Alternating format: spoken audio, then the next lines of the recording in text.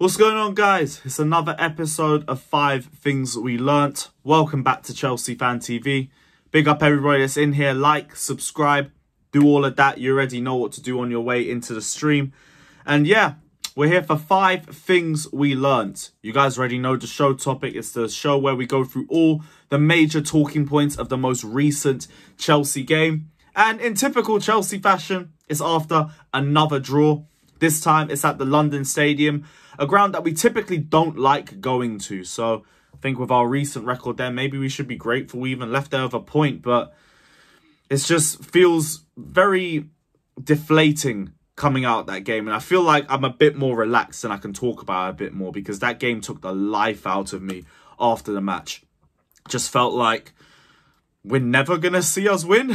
Like, our record has been atrocious. It's been so bad since Potter's joined throughout the entire season. But we're going to delve into the entire Potter discussion. We're going to talk about individuals. We'll talk about the positives, the negatives, all of that in today's video. So before we start, as always, hit the like button, subscribe if you haven't done so already. Check out my personal channel, Carefree Lewis G. Link is in the title and in the description. So head over there and yeah, check out our streams because while this video will be going live, we're going to be doing a stream at 10 PM too. So check that out, people. But yeah, Chelsea won, West Ham won, or should I say West Ham won, Chelsea won because we were the away team. But the fact is we drew again. It was another draw. 3rd draw in a row. We're still down to 2 wins in 13. 41% win percentage. And if you minus our 5-game winning run at the start of that, it's actually a 22% win percentage, which isn't good. Really, really isn't good. Players look devoid of confidence. I thought we had improved in terms of our performance, but it wasn't even tactically. It was because of the new players that we had brought into the side. We looked a lot better at 1v1s because we had the likes of Madueke in there, or Mudryk in the limited time that we saw him on the ball. João Felix as well. I thought we had a bit more steel in midfield because the likes of Enzo was in there. And we looked a bit more creative too. Enzo got the assist for João Felix's goal. Badiashiel's come in and he's made the defence a lot tighter. So we'll address that as one of the main points. We are improving. But this leads on to point number 2. And I'm going to try lead on to it very slowly. But all of our improvements that I'm seeing right now are only based on the fact that we have brought new players into the team. And their impact is impacting the squad. In terms of the way the team play, we look the same. We just have better personnel in there than we did before. We're still 30-minute FC. We disappear as soon as the opposition starts to counter us or starts to take control back of the game. The substitutions, they're not good enough. And they don't help us at all. And you know where I'm leading with this. Because that all falls down to the manager. And you guys know I have been heavy Pottering since he walked into the job. I've said he isn't going to do anything better with the squad that he has at this disposal. I still don't think the squad is capable for top 4. In spite of whether Potter was here, Tuchel was here, whoever you put in charge, I don't think the squad is capable for top 4 in the position that it's in right now. But I have to see improvement. And this is where I lead into my second point. Graham Potter. I am not seeing anything that I can use to say, okay, this is why I'm backing Potter. This is why I believe in him. This is why I trust the process. Me personally, I put all that trust the process talk on hold. Potter to me is now on sus watch. For you guys, I'm at the point where if any of you guys are Potter out, I don't think it's a case of you're jumping the gun anymore. I think there's been enough time for us to at least see some sort of improvement in the way that we play. And I'm not seeing anything that's implemented from the manager. All that I'm seeing is just lethargicness, for lack of a better word. Or because I can't really figure out the right word to say. But that's what I'm seeing. It's just the same old. You see the same players starting. Although I will give Potter credit for dropping Mount and Gallagher. But Havertz and Cucurella should have been dropped too. You could put Lewis Hall in there. You could put Fofana in there. And I think we play a lot better. Cucurella, I'm going to hold on that. Because that's a future point. That's a future point. Havertz. I'm going to talk about Havertz, but I'm not going to talk about him for too long because I think he was better than he was in the last few games. I still think we lack that physicality in the middle, though. Havertz could have killed the game off if he stayed on side. There was 2 offside goals in the first half. I think 4 in general throughout the game.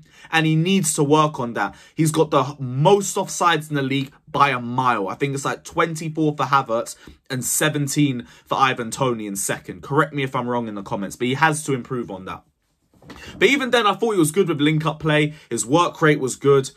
I still would have liked to see him come off in the second half, though, and bring on Fofana. Because I think he would have offered us something different. He would have been a lot more direct on the ball. He would have been able to take players on and ask questions of them. Probably a better finisher too. But that's there or thereabouts. I think at least Potter benched players in certain areas. But the change-ups didn't help us at all. Madueke should not have come off. Mudryk, I will defend Potter for. Because I think he's still getting up to match sharpness. You played him for the first half against Fulham. You played him off the bench against Liverpool. You played him 70 minutes now against West Ham. Fair enough. I think he's managing Mudryk's minutes very well, and that's falling under the radar. But that's because there's so much else that's going wrong right now. There's so much. I don't get why we brought Mount on. I don't get why we brought Gallagher on. Maybe one of them had to come on, but Chukwuemeka's sitting there and he should have been given an opportunity. Fofana, I don't know why he sat on the bench for a full 90 again, despite the fact he came on against Fulham and he did more in 20 minutes than Havertz has done in 5 games. That didn't make sense to me. A lot that Potter's saying doesn't make sense to me. And then I'm looking at the way he reacted to the VAR decision. And Rio Ferdinand said it perfectly. If Jose Mourinho's in that situation, he's in all of the headlines tomorrow. Because he's ripping heads off for that. You've been robbed of 2 points. What's Potter saying? That's life. That's life. No. I need you to be angry. Show me something. Show me something. Speak for us because you're the manager. You're the guy in the press conferences. You're the one speaking on behalf of the team. No, none of this that's life BS. Being okay with being robbed of points because of stupid decisions. Because that doesn't help you. You just seem way too comfortable at your job. And that's why I'm looking at Potter. I'm saying, bro, the next 3 games. The next 3 games, I need to see something. We've got Dortmund away. We've got Southampton bottom of the league. And we've got Tottenham away at a ground that we haven't even conceded a goal against in, let alone lost. Now, this isn't just for me. I think for the match-going fans too. If Potter doesn't turn it around by then, it's long. It's long. Like, the fans haven't been vocally against him yet. But it will come if the performances don't improve. Southampton, if you drop points at Southampton, that place is going to get toxic. If you drop points against Spurs away, good luck. Good luck, my friend. Now, I'm not on the Potter out bandwagon, but I need to see things to improve. I'm not blindly following anybody. I believe Potter, with time, will build a very good squad. But as of right now, I need to see direct improvements. And I'm not seeing it. I'm simply not seeing it at all. And he has to do better on that front. Because it's just not good enough. It's just not good enough. The way that we've been playing, the lack of improvements. I said the same thing after the Fulham game, but I said it a bit quieter. You've had another week now and nothing has changed. You're going to have, not another week, you've got 3 days till Dortmund, you've got Southampton, bottom of the table, they're propping everybody up. Don't let them do the double over us. Seriously, don't.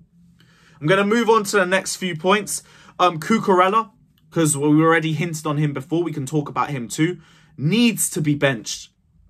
Everything about the way Cucurella is playing tells me that this guy is lacking any semblance of confidence. He's not passing forward for anything, and that's impacting Mudryk's performance. Positionally unaware, refusing to get into duels, refusing to get into blocks. Like, if that Kufal cross was blocked, there's no equaliser. We win 1-0. Simple as that. Has to be dropped for Dortmund. Lewis Hall goes straight into the lineup for me. Because Chilwell, I'm still not too sure about that boy's fitness. I'll throw Lewis Hall in there. Quietly, he's been our most consistent left-back. But we don't speak about it too much. But for me, bring me Lewis Hall. That guy is fearless. He will take on players. He will make chances. He don't care. He don't care. So put Lewis Hall into the lineup for me. 4th point. Ruben. I want to talk about Ruben because I was very, very happy with his performance today. For someone who had their first start in ages coming off an injury, I thought he'd be a lot rustier than what we saw.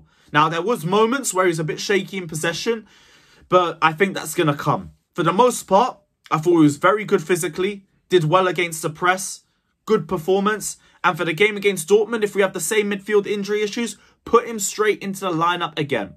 And we build from there and we continue to move. Because him, next to his partner, who's going to be my next point, Enzo Fernandez, unbelievable.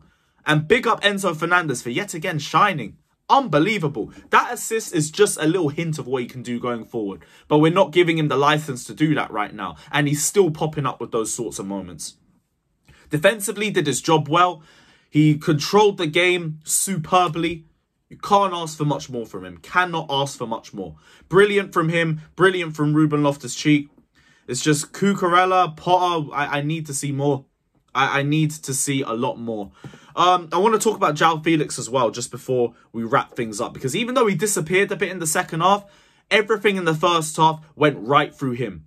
And you can clearly see the difference when we rely on him compared to when we rely on Mount or whether we rely on Havertz. Felix needs to be signed and he needs to be the player that we build this team around.